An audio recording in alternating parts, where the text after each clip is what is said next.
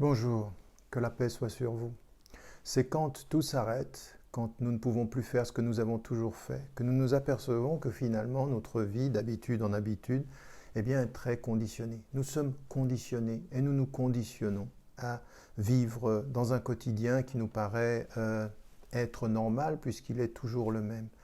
Et à la réflexion, quand tout s'arrête, on s'aperçoit que nous pouvons être conditionnés à certains types de relations avec nous-mêmes d'ailleurs, des relations avec les autres, avec notre famille, avec nos amis, et puis tout s'arrête, et puis tout à coup, ce conditionnement nous apparaît et produit parfois même des manques, et on s'aperçoit que le conditionnement a pu créer une sorte d'addiction, une sorte de dépendance.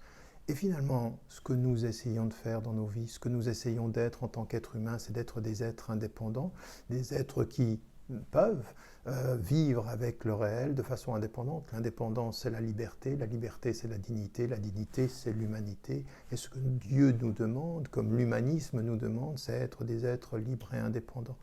Et donc, il faut regarder ces conditionnements pour ce qu'ils sont, des façons de nous former, des façons de nous donner une deuxième nature, et cette deuxième nature, finalement, elle travaille contre notre nature essentielle, à notre souhait d'indépendance, elle crée des dépendances et nous rend dépendants des forces de la publicité, des forces de la consommation, des forces de l'habitude, voire même à l'oubli. On se conditionne à oublier. Et donc ce qu'il faut, c'est se déconditionner. Il faut même se conditionner à se déconditionner. C'est le rôle, par exemple, des moments de méditation, de la prière, même du jeûne qui va arriver. Le déconditionnement est essentiel pour pouvoir devenir indépendant et libre.